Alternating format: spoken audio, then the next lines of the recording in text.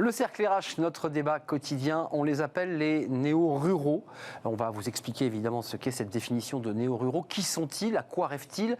Pourquoi ont-ils décidé de changer de vie et de faire de l'agroécologie, c'est-à-dire une agriculture saine, sans pesticides, sans intrants, pour que, eh bien, à la fois les gens à la campagne puissent manger sainement, c'est une évidence, mais aussi, on va le voir dans quelques instants, les urbains, qu'on puisse avoir des salades qui ont été faites à 200 mètres, sur un toit, ça se fait de plus en plus. Je pense aux Galeries Lafayette qui ont mis des ruches, qui ont posé des fraises, des framboisiers, pour que l'agriculture soit aussi dans les villes. On en parle avec des acteurs.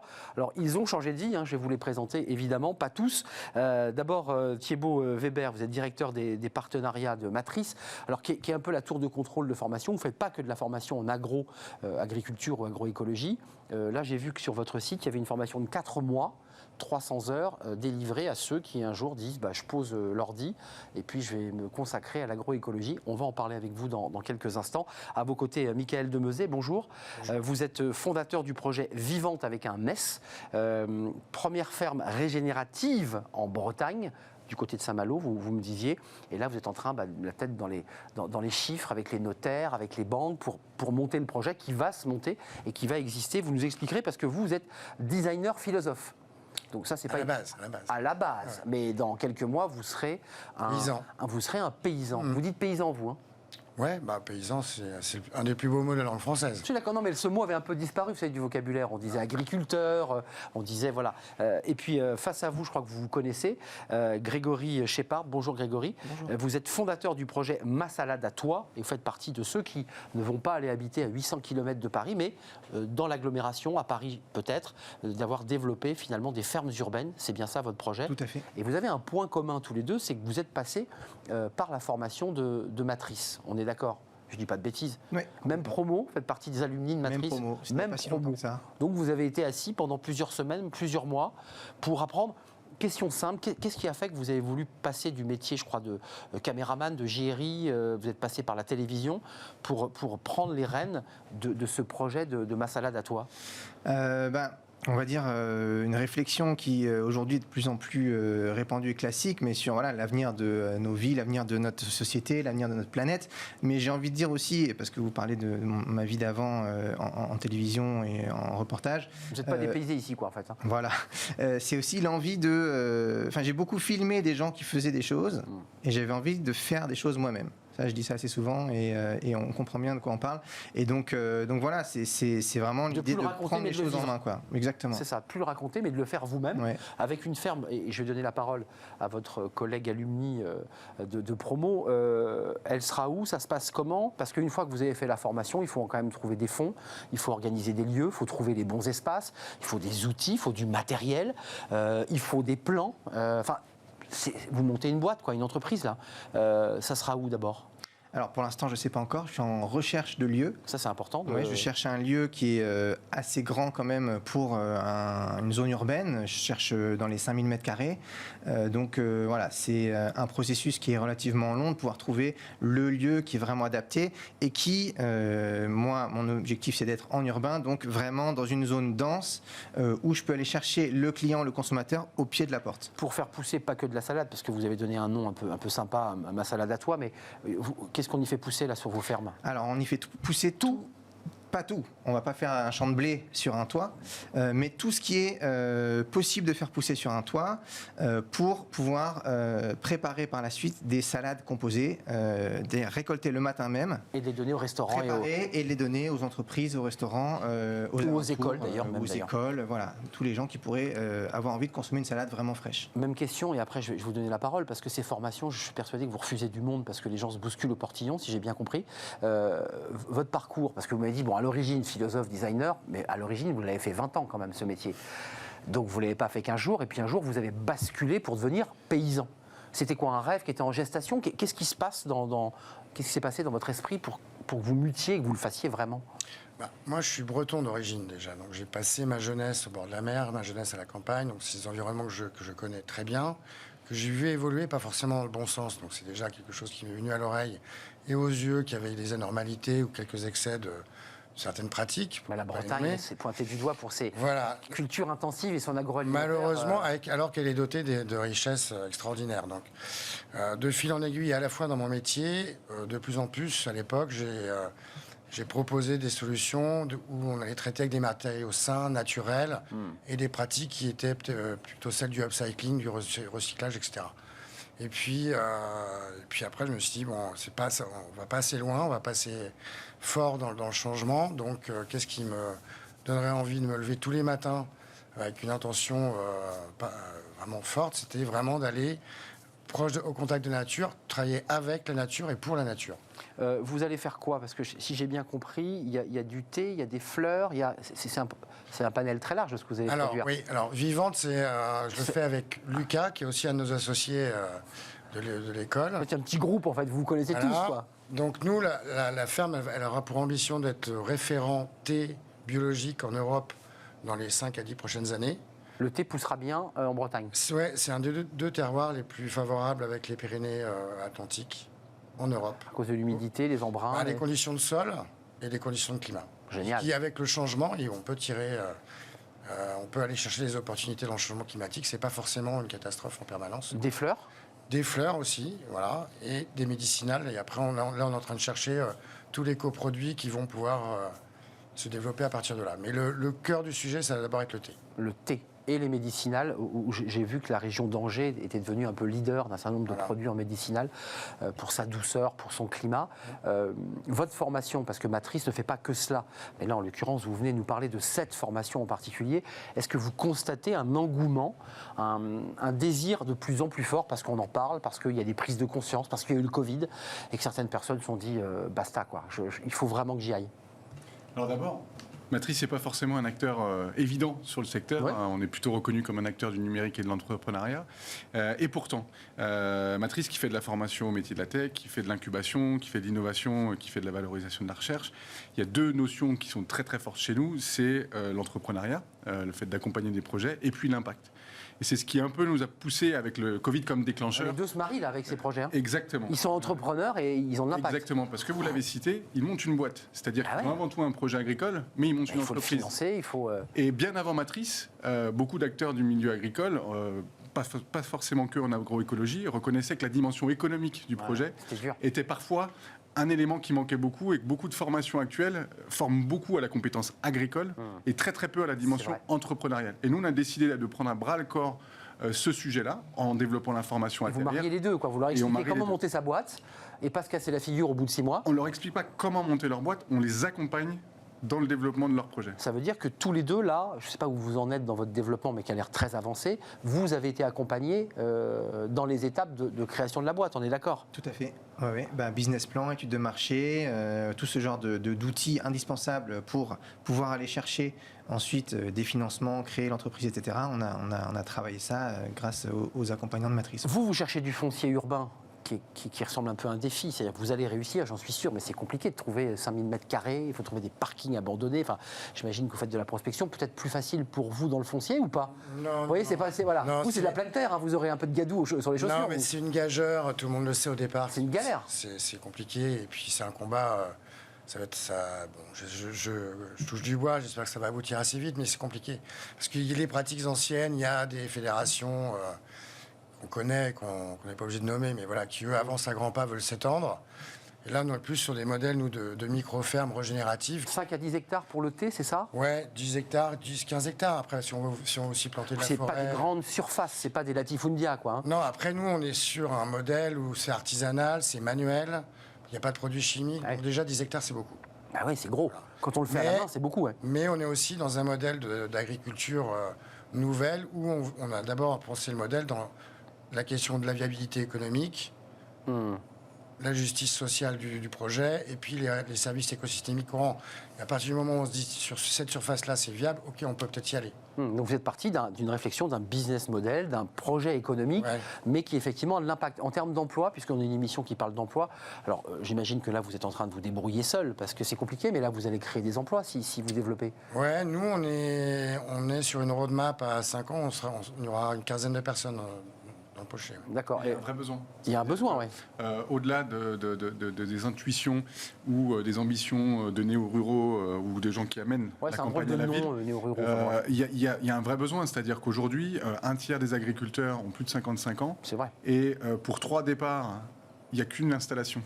Donc il y a un besoin structurel. Les enfants prennent de moins en moins. Hein. Quand on parle, et même les enfants qui reprennent n'ont pas envie de reprendre comme leurs parents géraient leur domaine ou leur élevage ou leur projet agricole. C'est vraiment tous ces enjeux-là qu'on souhaite traiter dans cette formation. Juste un mot sur ceux qui poussent la porte de Matrice. Alors on l'a bien compris, hein, c'est très large vos formations.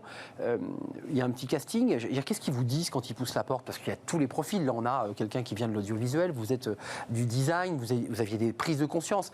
C'est qui les profils de ces fameux néo-ruraux? Il y a quoi? Il y a des femmes, il y a des hommes, c'est mix. Comment ça se passe? Oui, je dirais que ces profils sont plutôt divers. C'est des hommes, c'est des femmes qui viennent de l'Île-de-France, mais de partout en France. Des On a cadres aussi une collègue des Vosges. Plutôt des professions, plutôt des reconversions. Pas mal de reconversions pour cette première promotion, mais on est en contact avec d'autres projets de lab, de fermes lab qui se montent ça et là, dans le sud-ouest, dans le sud, où là on pourrait aussi imaginer davantage de transition, c'est-à-dire de reconversion, plus d'un domaine agricole sur la base de gens qui étaient dans de l'agriculture plus classique. Parenthèse, les gens qui poussent la porte, certains sont quand même aguerris aux questions économiques. Il y a quand même des gens qui ont vécu dans l'entreprise. Enfin, je veux dire, c'est pas totalement éloigné. Il y a quand même besoin d'une formation, excusez-moi de basculer, de faire le contre-champ, mais d'agro, enfin, c'est-à-dire vos plants de salade, le terreau, la terre, les épaisseurs, enfin, d'autant pour vous, puisque vous n'êtes pas en pleine terre, on est bien d'accord. Oui. Donc ça demande une technique un peu différente. Oui. Alors moi, je suis passé par une formation agricole pendant 9 mois. En plus. En préalable. D'accord. Par rapport à la formation Matrice. Et vous l'avez prolongé par Matrice. Et je l'ai prolongé et ça a été très intéressant aussi au niveau agroécologique, pas seulement au niveau entrepreneurial. Voilà, parce qu'on a été accompagné par des gens qui font ça et travailler sur un projet concret. Tout en étant accompagné sur le côté entrepreneurial et sur le côté agroécologique, mais voilà, ça permet de construire un projet solide, quoi. Donc là, vous avez géré la double compétence et les armes pour pouvoir lancer votre production. Voilà. Là, le délai que vous vous êtes donné, parce que c'est quand même pas rien, il faut mettre le costume, se coiffer, mettre un peu de parfum et aller voir les banquiers. Ça se passe comment, ça? C'est cette partie-là de votre nouveau métier? On va dire que pour moi, enfin pour Michael aussi, tout part du foncier, quoi. Tout part du terrain. Ça peut prendre un peu de temps. Voilà. Là, vous êtes en prospection, vous êtes en recherche, vous avez des contacts. Comment ça se passe? C'est appel à projet. Là, c'est vraiment appel à projet, ou alors aller voir des bailleurs, se positionner sur la construction d'un nouvel immeuble pour dire voilà, moi j'arrive avec ce projet-là, est-ce que ça vous intéresse? Ça, c'est intéressant. Voilà. À la construction. Ils réfléchissent. C'est quelque chose qui est hyper important pour pouvoir développer l'agriculture urbaine, c'est que tous les nouveaux projets immobiliers intègrent cet aspect dans la construction. Il y avait un petit côté, je m'autorise, quand on dit agroécologie, ça vient vraiment s'opposer aux agriculteurs qu'on voit avec des énormes engins qui ont des centaines d'hectares pour certains, pour ne pas dire des milliers, et qui vont travailler sur du grand volume. Il faut faire cohabiter les deux, ou vous dites aujourd'hui que c'est vous qui allez gagner la partie et qui allez pouvoir nourrir la planète? Parce qu'il y a un vrai débat sur cette question. Certains disent non, c'est pas possible, il faut des modèles un petit peu comme ça, naturels, mais on n'échappera pas au grand modèle latifundien. Moi, j'ai eu la chance de faire une petite discussion dans une saison qui s'appelle Demain est dans le pré. C'était il y a quelques mois sur le sujet. C'est pas l'amour est dans le pré, vous me rassurez. Hein. Alors non. Non, c'était pas cette émission. Demain est dans le pré. Ouais. C'est ça. Non, et en fait, l'idée, c'était de savoir si la terre était un commun.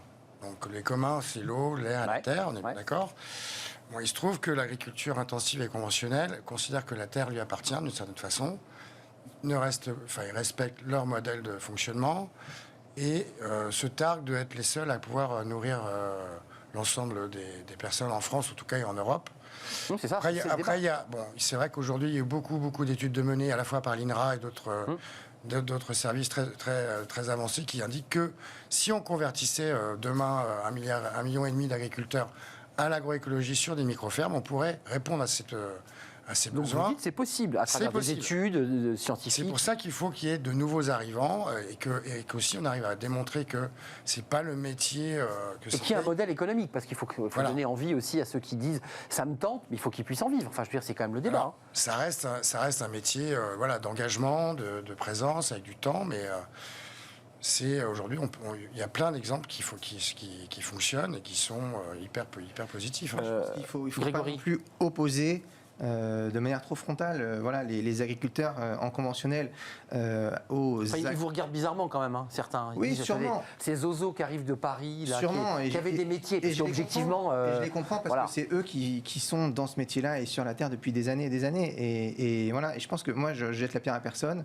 J'ai envie qu'on aille vers plus d'agroécologie, j'ai envie que tout le monde y aille, j'ai envie que les gens qui sont conventionnels et eux aussi envie d'aller vers moins de pesticides. Enfin, il faut les emmener, il faut qu'on y aille tous ensemble. C'est pas les uns contre les autres. Eux, ils travaillent comme ils travaillent aujourd'hui parce qu'on les a incités à le faire durant des années, des décennies. Donc voilà, je pense que c'est quelque chose qu'il faut construire vraiment tous ensemble. L'agriculture extensive à partir des années 60 où il fallait nourrir, développer, mais sauf qu'on en voit aujourd'hui les limites par les pollutions, par un certain nombre de maladies induites. Mais justement, vous parlez du fait de montrer que c'est possible en renforçant cette dimension de projet, cette dimension entrepreneuriale, le fait de calculer, d'être accompagné dans le calcul de la définition de l'identité de son produit, mais aussi de son juste coût, donc du prix, c'est la manière qu'on a donnée à cette formation et donc aux projets qui en sortent, de pouvoir montrer qu'ils sont viables et de peser dans ce débat-là. Nous, on ne va pas développer un discours à la noix de start-upers disant il faut tout disrupter, l'agriculture est un secteur à disrupter. Effectivement, oui, je le citais, c'est un sujet secteur dans lequel, aujourd'hui, la Bretagne est un bon exemple, il y a des acteurs en place. Nous, ce qu'on veut être, gros acteurs on n'a en pas place. la prétention tout seul de révolutionner l'agriculture. Par contre, on a la prétention de proposer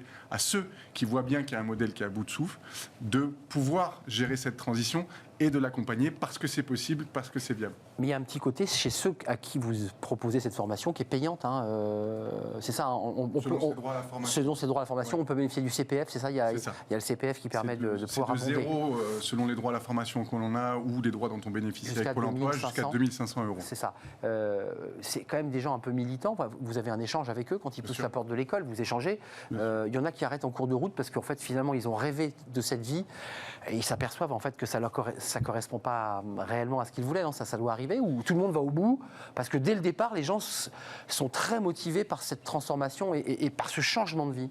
Ça peut arriver. Il y a eu assez peu de déperditions sur cette première promotion. Vos collègues, vous avez tous tenu? Tout le monde est engagé à 100%. Après, alors moi, je fais partie des rares cas à ne pas avoir encore fait la formation d'école d'agriculture des 9 mois qui sert justement de SAS, en fait. C'est vraiment l'endroit où, pendant 1 an à peu près, on met les mains dans la terre, on va sur le terrain, on voit ce que c'est le métier, et ce qui permet d'arbitrer un choix dans un sens ou dans un autre. Je voulais poser la question. C'est pas une vue de l'esprit, quoi. Ouais, c'est pas que de la théorie et le business plan. Quand vous avez, parce que vous venez de l'audiovisuel, quand vous êtes retrouvé la première fois pour faire des stages, j'imagine qu'on va avoir un céréalier, on va avoir quelqu'un qui fait de la permaculture, j'imagine. Le choc est fort. Vous vous êtes dit, en fait, finalement, c'est pas pour moi, quoi. Je suis à l'humidité, les pieds dans la glaise, se lever archi-tôt, se coucher souvent tard, avoir des stress, parce que c'est quand même des stress. Vous vous êtes dit, après tout, je vais reprendre ma caméra. On est quand même prévenu à l'avance. Vous étiez prévenu? Oui, enfin, je veux dire, on se renseigne un petit peu, et puis même avant de faire une formation, c'est bien d'aller un petit peu faire du bénévolat, du woofing, rencontrer, parler un petit peu avec des gens, comme ça on sait où on met les pieds. Je pense que c'est un grand bonheur de mettre les mains dans la terre, c'est un grand bonheur de se lever tôt, c'est un grand bonheur de récolter les poireaux sous la pluie, dans la boue, et de plus être forcément tout le temps devant un ordinateur ou devant son téléphone en train de tweeter. Donc on récupère énormément de choses de vie et de vivant, quoi. Là, on a un de vos collègues, Mickaël, qui dit il y a 5 ans, moi j'aurai 15 emplois parce qu'il y a quand même une prospective, il faut quand même se projeter. Vous, c'est quoi votre prospective en termes de développement? 1, trouver le foncier, c'est-à-dire les espaces disponibles. 2, créer de l'emploi. Tout à fait. C'est quoi les étapes là, qui vous attendent? Alors, il y a trouver le foncier, trouver du financement nécessaire à l'implantation de cette ferme urbaine. Donc là, c'est les banques? C'est des banques, C'est des fonds d'investissement. C'est des fonds d'investissement. Ça, c'est quelque chose justement que aussi on a beaucoup travaillé avec Matrice, qui a un réseau. Très important. Et ça, c'est très important. Et justement, c'est là où, pour un projet en agroécologie, il y a quand même de le l'investissement, côté entrepreneurial est fondamental. Donc voilà, je pense que ça, c'est une aide très précieuse. C'est important, comme l'air de rien, en termes même formels, de pouvoir, quand vous êtes face à des fonds qui vous demandent d'expliquer votre projet, il faut quand même être bien dans ses chaussures quand même. Là. Je ne sais pas si ça vous est arrivé déjà dans le processus. Enfin, il ne faut pas se rater, quoi. C'est un grand oral, quoi. On fait des pitchs. Hein. Ouais, on fait des pitchs chez Matrice. Non, mais ça, je vais vous demander. D'ailleurs, Ça, vous voulez... oral à la fin. Il y a un grand oral, c'est qu'il faut bien quand même sûr. être capable de faire ce que vous faites, d'ailleurs. Exactement. C'est une des grandes vertus de la formation Atterrir chez Matrice, c'est qu'on a été... Enfin, d'abord, qui est très très large, avec une ouverture d'esprit assez complète sur l'ensemble des sujets, tant agronomiques, agroécologiques que sur la partie business. Et c'est vrai que moi, pour avoir fait déjà deux ou trois crash tests avec des investisseurs, il semble qu'on est vraiment très clair sur vous y êtes passé, hein, vous y êtes passé là. Moi, je suis en cours d'épreuve, ouais. D'accord. Ouais. Et juste, d'abord, vous racontez, il y a un storytelling pour dire, écoutez, moi j'étais designer philosophe, aujourd'hui je change de vie. Comment ça se passe vous le traitez ça dans votre pitch ou vous attaquez direct par le projet dans le dur pour dire ça rapportera tant, mon projet est ça? Ou est-ce que votre histoire elle a du sens pour ceux qui vont investir? Moi j'ai l'impression que ça a du sens. Je pense que c'est quand même une aventure humaine. Évidemment. Voilà, en lien avec la nature. Donc effectivement, il faut dire d'où on vient. C'est quand même, je pense, toujours un peu mieux quand même. C'est évident. Et puis se dire aussi là où on va. Et après, effectivement, il y a une réalité financière qui apparaît très vite, mais l'histoire du projet, le fond de l'histoire. Il est lié à votre histoire aussi. Hein. Oui, absolument. Et puis il y a de plus en plus d'investisseurs ce qu'on dénomme aujourd'hui investisseurs fonds à impact et qui ont envie d'investir leur argent dans quelque chose qui fait une différence. Et ça passe aussi par l'histoire humaine. Juste un mot, on ne l'a pas évoqué. Vous serez donc vous ne serez pas en pleine terre, ça va sans dire. On va pas creuser le. Pourquoi pas, peut-être. Si jamais, ce sera en grande périphérie de Paris. Oui, donc on ne sait jamais. Ouais, pourquoi en pas. Seine-Saint-Denis, dans l'Oise, dans le Val-de-Marne, il y a de la terre. Mais imaginons dans un parking, vous allez travailler sur des hauteurs de bac avec de la terre. On ne sera pas sur des pommes, en l'occurrence des tomates qui pousseront dans du coton, comme on le voit dans des fermes chinoises. Voilà, c'est juste qu'on y voit clair. La terre, mais je ne suis pas non plus fermé à des techniques un peu plus nouvelles, comme l'hydroponie par exemple. Voilà, je ne suis pas dogmatique sur la façon d'y arriver. Moi, ce qui m'intéresse, c'est de créer quelque chose qui est dans un centre urbain, de créer des circuits courts, très courts, d'être au pas de la porte du consommateur et d'amener l'agriculture dans la ville. Et un mot, les villes, les maires, les élus, comment ils vous regardent quand vous leur proposez c'est un concept qui n'est pas encore très développé, qui existe assez largement aux États-Unis, mais finalement assez peu en France. La plupart, pas tous, mais quand même la plupart, sont très très réceptifs. Faut pas se cacher que c'est quand même très à la mode aujourd'hui, l'agriculture urbaine, les projets d'agriculture dans la ville, le jardin partagé. Donc non, mais bon, c'est bien. C'est bien, je vois pas ça comme une concurrence, je vois ça comme une émulation positive. Mais il faut faire sortir le projet quand même. Oui, bien sûr. Mais en tout cas, les pouvoirs publics sont très demandeurs de ce genre de projet aujourd'hui. Là, dans les formations que vous faites, vous allez accélérer, vous allez augmenter le nombre de candidats. Comment ça se passe? Est-ce que ça pousse là? Est-ce que vous sentez comme ça un engouement d'un certain nombre de salariés qui, en particulier à cause du Covid, puisque ça a été un événement souvent radical, se sont dit, ça y est, je me jette, je suis prêt. Ça fait des années que j'y pense et j'ai envie de mettre les mains dans la terre. Il y a cela. Il y a un engouement par rapport à ces aspirations-là. Et puis il y a aussi, et c'est ce qu'on souhaite faire également dans le futur, au-delà de la deuxième promotion d'Atterrir qui est prévue pour le 22, qui commencera le 22 février 2021. Donc les inscriptions sont ouvertes. Donc ça, c'est celle de 4 mois. Hein. Ça, c'est celle de 4 mois qui va commencer donc le 22 février. Il y a aussi pour nous la volonté de travailler avec des acteurs déjà implantés sur des territoires, dans le sud, dans le sud-ouest, je le disais, pour développer avec eux la reconversion ou les expériences plus locales et où on imaginerait atterrir comme un essaimage quelque part sur des territoires et dans lesquels, par exemple, on discute avec des acteurs du vin qui voient bien, là encore, qu'il y a un modèle qui est en difficulté et qui est à bout de souffle et qui aimerait bien repenser la question de la production vinicole et avec lesquels on serait heureux de travailler pour la récupération et la reprise en main de certains domaines. Si je peux, Grégory, petit mot aussi, c'est que la formation terminée, c'est pas ciao bye bye et du coup on est quand même encadré et soutenu soutenu par Matrice pour tout ce qui est nos démarches futures. Donc, et c'est le cas d'ailleurs aussi pour ma formation agricole précédente. Donc ça, on se sent soutenu. Voilà, je pense que c'est important. Un mot chacun. Est-ce que vous êtes non pas des salariés, des chefs d'entreprise et entrepreneurs heureux, ou est-ce que vous êtes un petit peu projeté dans l'angoisse là en ce moment? Moi, je suis heureux parce que je sais que j'ai fait le bon choix. Mais envie que ça aboutisse. Voilà, je serai serein quand ça sera abouti. Ouais. Je vous souhaite tout le bonheur du monde, comme dit la chanson. Vous êtes un homme heureux, la philosophie, le design, c'est bon, on est passé à autre chose? Bah ouais, je suis un homme heureux parce que je suis aligné entre mes valeurs, le sens que je veux donner à ma vie et ma relation avec la nature qui, je pense, est ce qu'on doit préserver le plus aujourd'hui dans l'urgence. Donc un jour, on fera des duplex de Bretagne, vous viendrez vous plus à êtes Paris. les bienvenus, C'est carrément. ça l'idée, on viendra. Si les moyens sont avec nous, on viendra vous voir. Mais en tout cas, bientôt, vous quitterez Paris, la veste, et puis vous allez vraiment bosser dans votre... On peut être un. Enfin, pour faire le thé, je ne sais pas si vous êtes bien habillé pour faire le thé, là, quand même. Pour le boire, peut-être. Il y a des tenues élégantes pour la campagne aussi. Il y a des tenues élégantes, je suis d'accord. Ne caricaturons pas. Merci à vous, Thibaut Weber. Matrice, c'est à partir de février. Il reste de la place ou pas? Il reste de la place, les inscriptions sont ouvertes. Ouvertes. Prochaine promotion le 22 février 2021. Donc il y a encore le temps pour pousser la porte de l'école qui est dans le 15e, puis il y a un site internet évidemment qui est très détaillé. Venez nous poser plein de questions. Voilà. Le site internet est très clair. En tout cas, la fiche de présentation de la formation donne envie de... Moi qui aime mettre les mains dans la terre, c'est vrai que ça fait envie. Ouais, je vais essayer de me libérer 4 mois. Ça ne va pas être très très simple. Merci à vous trois de nous avoir éclairé sur vos passions et votre changement de vie. C'était un vrai plaisir de vous accueillir. Tout de suite, c'est évidemment Fenêtre sur l'emploi. Là aussi, tiens, on parle de reconversion. Alors pas du tout au niveau de l'agroécologie, non, au niveau de l'immobilier. Bah oui, c'est des métiers de reconversion. On quitte son boulot pour faire de l'immobilier, ça cartonne. On en parle avec justement la fondatrice de WeLoge.